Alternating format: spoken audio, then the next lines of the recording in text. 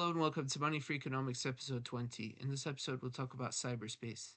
If you want to get in touch, my email is in the top left corner of the screen. Okay, so when we're talking about cyberspace, we are mostly talking about smart devices, smartphones, televisions, and more often than not, the internet. A trend that is becoming probably new, not that old, is the idea to have a national sort of internet, um, parallel to the international global internet. And I think having a national internet is a very good idea, in some ways. Obviously, when we're talking about money-free economy, there's a lot of computers in the economy that are tracking resources, stuff like that. Um, that begs the question, should all computer operations in the national territory be centralized into one sort of regulating body? Um, and I think that has its own merits. Obviously, with the national internet, there would be a parallel access to the global internet. And then obviously on top of that, some content both on the that you can find on the global internet that has been banned in the national internet. Um, some of it, obviously, some of that content would be banned based on age of audience or something that's illegal in the country. Um, right. So one big problem with telecom today is that it relies on masts, on wireless masts, and most of these masts are configured on certain frequencies that are unhealthy to people that cause health problems. Yes. So I think those telecom masts they can be put onto different sort of frequencies that are less troubling in the for health issues. But there's that has to be looked into.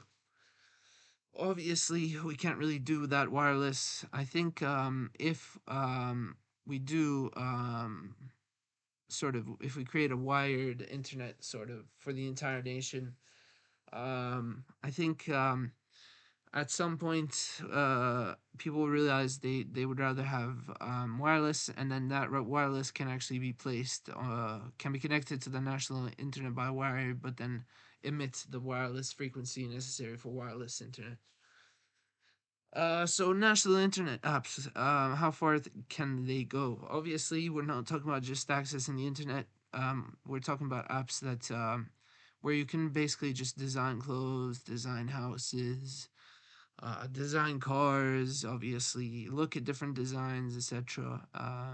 Obviously there would be obviously many other uses for all of these apps. So national electronics industry, it's great to rely on the domestic industry, obviously, with some things in mind. One of those things is to try and get overplanned obsolescence, and what that means is electronics are designed. There's more effort to put into designing electronics, and we're not cutting back on components, and all of that has to take into consideration that at some point those electronics might fail, so all of their components need to be recycled. So when we're designing electronics, we need to make them easy to recycle, and I think surpassing planned obsolescence is probably not completely impossible, because I know that, obviously some people they have televisions that still work after being produced more than 20, 30 years ago. So it's not probably technically not impossible, but it means primarily not cutting back on components and sort of making electronics really simple. The batteries industry is also necessary for this, and it has ecological implications and obviously mining implications and some other things. Defending cyberspace. So realistically, I think it's not that hard. Like when there's transactions over certain applications or websites, it's everything is fine and dandy if um, the identity of sort of people trading is verified. But then when that identity is stored somewhere by that company, that identity can't be stolen by hackers. So it's not hard necessarily to verify that everything is going according to law. But then when you accumulate certain information, that can be stolen by hackers. Mass bot accounts, they claim username space, and certain social media companies, I think it's always them who gets to regulate whether these are mass bot accounts or not. Uh, they should, of course. Again, it's the same thing with verifying identity of users, and yeah. And then who should really decide what accounts are allowed to be registered? Should it be government, or should it be the social media company? Cyberspace. There's a lot of crime on cyberspace, so we're talking trading drugs, weapons, things like that. And then there begs the question: should the government really surveil the internet? And what are some good things about that? What are some bad things about that?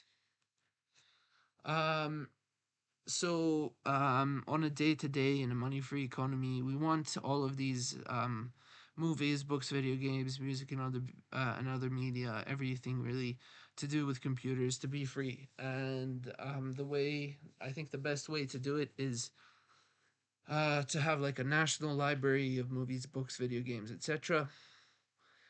And then the citizens can access all of that media without paying, but it's up to the government to buy that media, or obviously if they can hack it, to put it on that national library. Obviously, torrents are used to hack such media for free, and there's a morality question as to whether the government should do what torrents do, basically, or pay for licenses to put it in the national library. And there's also a question of social networks. They obviously, I think it's probably best not to talk about them here, but I've mentioned them anyway. So, anyone who's into programming, things like that, they'll be free to make their own societies and companies to hire people, etc., etc.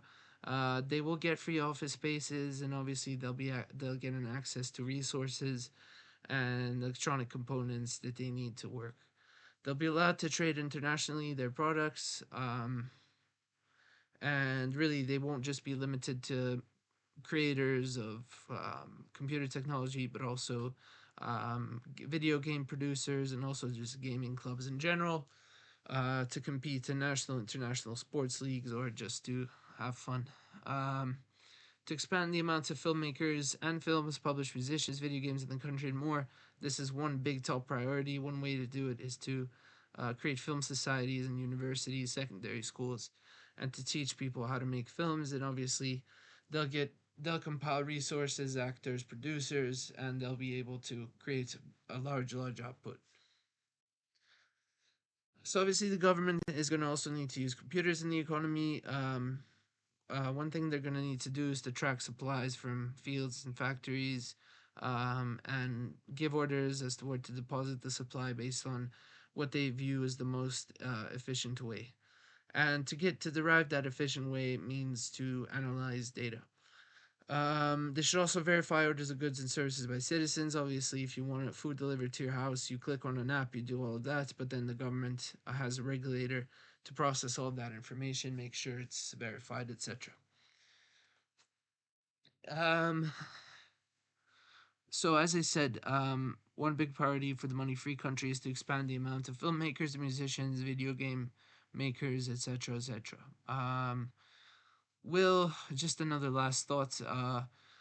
In terms of cybersecurity, if we're wiring all of the national internet resources, all the sort of outputs like personal computers and then factories, all of that, will wiring it improve cybersecurity? Um, that's that for this video. Thank you for watching.